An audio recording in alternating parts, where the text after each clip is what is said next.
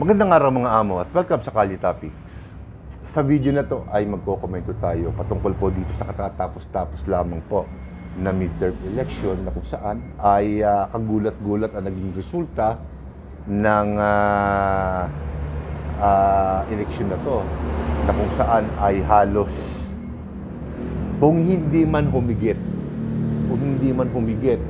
ang mga manok ng mga Duterte sa buong Pilipinas ay pumantay sa mga nanalong kandidato ng administrasyon. So, umpisahan na lang natin sa pinaka-ika nga, makaka-relate tayong lahat sa Senado. Kasi syempre, yung governor, yung mga congressman, hindi natin alam. Sa ngayon, dahil ongoing pa yung official na pagbibilang ng COMELEC. Yung unofficial, syempre, alam na natin, pero halos hindi natin maglalayo yan.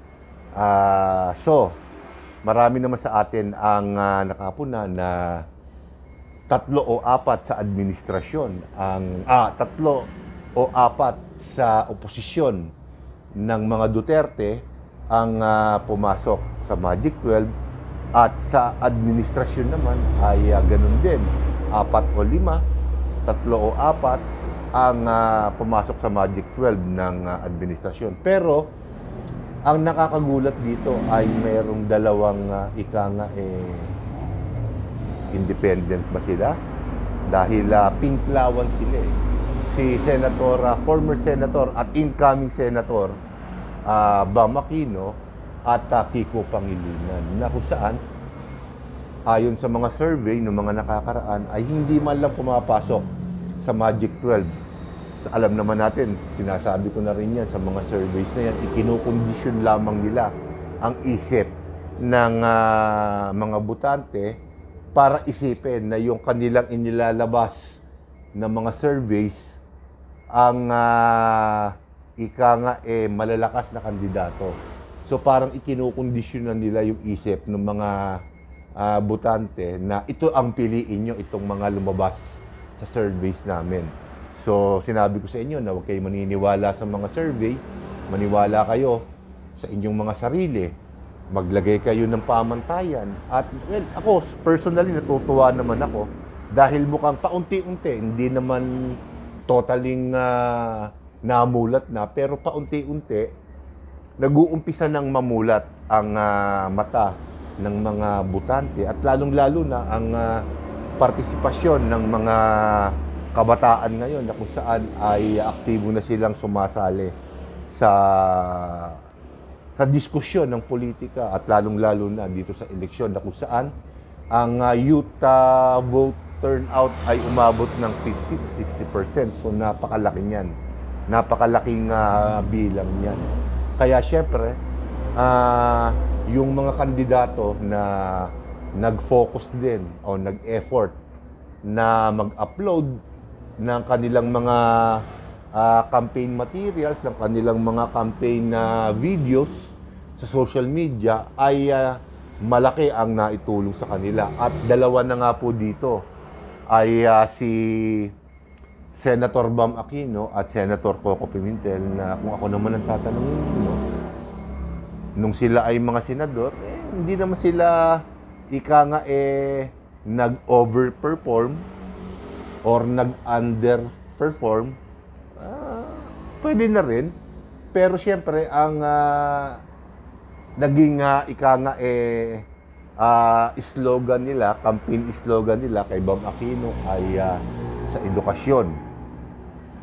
Para ma-elevate palalo ang antas ng edukasyon dito sa ating bansa, which is kahit na lumang-lumang slogan na o luman-luma ng campaign na slogan, kinagat na lang din ng mga botante. At si Kiko Pangilinan naman, pagkain daw, yung sa agrikultura, tingnan natin. So, kung tutuusin, hindi na dapat manalo itong dalawa na to, pero nagkataon lamang na ang mga kandidato ngayon 2025 midterm election ay masasabi nating mga alam nating wala namang gagawin.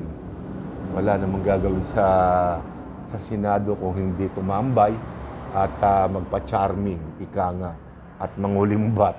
Hindi ba? Alam naman natin na kaya lang nagsitakbo yung mga politiko na yan. Hindi man na lahat, pero karamihan ay para simutin ang kaban ng bayan. So, nakalusot itong dalawa na to, si Bam Aquino at Kiko Pangilinan, na kung saan ay nagamit nila ang social media pabor sa kanila, which is doon naman sa mga ibang kandidato, hindi naman sila masyadong nag-focus din naman sila, hindi nga lang ganong katindi katulad nitong dalawa na to. More on traditional campaigning pa rin yung karamihan, kaya medyo yung iba nahirapang makaabot sa Magic 12. At may mga mabibigat na pangalan ang mukhang hindi makakapasok sa 12 senador na mananalo. So, ano ba ang inaasahan natin dito sa mga bagong papasok na 12 senador na bubuo sa 20th 20th Senate Senate ano ba tawag doon? 20th Congress ba? Pwede rin siguro, di ba? So, yung bubuo na magsisilbing 24 senador sa June. So, anong inaasahan natin diyan? Well, ako, pagdating naman dito sa mga nanalo na to, halos may mga pinag-aralan naman itong mga tao na to. Nakakatuwa naman na ika nga, ang pinili ng mga botante ngayon ay yung may utak. At alam nilang may maiaambag. So, yan, nandiyan na si Marcoleta, isang abogado. Yung favorite choice ko, si Pia Cayetano, pumasok.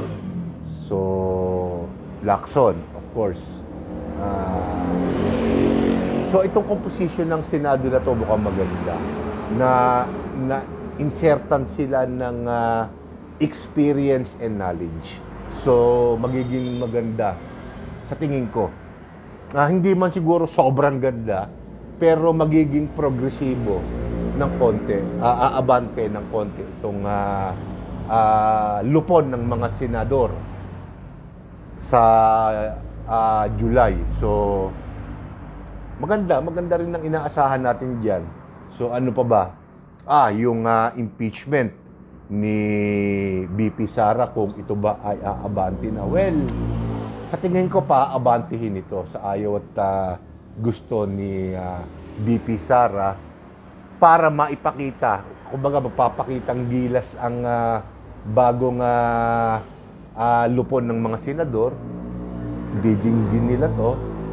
Pero sa napansin kong komposisyon ng mga senador, yung admin at tawag dito, administrasyon at oposisyon, maraming eksperto, maraming mga political science commentator at mga abogado na rin ang nagkokomento na mukhang lamang ang oposisyon sa papasok na bagong lupon ng mga senador. So, siyempre, mag-i-elect na naman ng bagong presidente yan. Hindi natin alam kung si Senate President Chis Escudero pa rin ang magiging Senate President. Pero sa nakikita ng maraming eksperto, mukhang lamang ang oposisyon ngayon pagdating sa bilang. At itong unang magiging agenda nila, siyempre, yung maghalal ng bagong Senate President, siyempre. So, sa mga bagong papasok, marami ang maaaring maging kandidato para maging Senate President. So, most likely, baka mapalitan si Senate President Chis Escudero dahil namamayagpag ang bilang ng mga oposisyon ngayon sa Senado. At pagdating naman sa impeachment case ni VP Sara, well, katulad na sinabi ko, lamang ang oposisyon ngayon. Kaya most likely, kung didinggin ito, ma-acquit si VP Sara, o kung minamalas-malas, baka hindi na sumulong sa plenaryo ng Senado itong impeachment case na to at ma-dismiss na lamang, mapunta sa archives, At syempre, ikukonsidera din natin kung gaano karami yung mga nanalong excuse me, yung mga nanalong congressman na bubuo sa 300 something na mga kongresista, kung gaano karami ang nanalong administrasyon at oposisyon. So, magkaganon man, nakasisiguro tayo na sa Senado, dahil nandun na nga ang bola, ay mukhang lamang na si VP Sara sa laban na to. So, halos ang iisipin ng mga politiko ngayon, sinasabi rin ng mga eksperto patungkol nga dito sa impeachment na to, tandaan nyo, midterm na to, maninimbang sila. Maninimbang sila kung kanino sila papanig. Kahit sabihin mo ng administration ko, opposition sila, maninimbang yang mga yan. Siyempre, dahil para sa kanilang pangsariling interes, kung sino ang makapagbibigay sa kanila ng panalo para magtagal sa posisyon, doon sila kakampi. Sa itinatakbo ngayon ng politika sa ating bansa, mukhang ang simpatya ng taong bayan ngayon ay nasa mga Duterte, aminin man natin at sa hindi. So ano ang magagawa ng administrasyon para makontra itong simpatya, bagong simpatyang nakuha ng mga Duterte? Well, una, siyempre, kailangan magsakripisyo sila ng mga politiko, mga tao na nasa matataas na posisyon ng ating gobyerno na nangungulimbat, hindi ba? Sacrificial lamb na kailangan iparada nila sa publiko, sa media. Magpapasikat sila, sumo total, magtatrabaho. Ikalawa, siyempre, ang matagal na nating pinoproblema at ipinangako ni Pangulong Bongbong Marcos, pagkain, bigas, napakataas, kuryente, langis, napakataas. Hanggang ngayon, wala pa rin siyang solusyon. Halos sa 3 taon na lamang po siya sa posisyon, pero ang nagagawa pa lamang po niya ay yung 20 pesos na NFA rice na ibinibenta sa mga kadiwa store na kung saan ay limitado. So hindi lahat makaka-avail nung 20 pesos na bigas na yan. Band-aid solution ni Pangulong Bongbong Marcos, dahil hanggang sa ngayon talagang hindi pa rin niya mabigyan ng solusyon yung kanyang ipinangako na kailangan bumaba ng 20 pesos yung bigas. So yan, kailangan magawan niya ng paraan yan para bumalik yung tiwala ng kanyang mga constituent sa kanya. So yan ang unang dapat gawin ng administrasyon, maibalik yung nawalang trust sa rating ni Pangulong Bongbong Marcos, dahil sa kasalukuyan ang trust rating ni VP Sara ang siyang namamayagpag at umaangat. So dapat siguro, ito joke lang, siguro isakripisyo niya si Speaker of the House Martin Romualdez at sipain niya na, iba naman ang ilagay niya, hindi ba?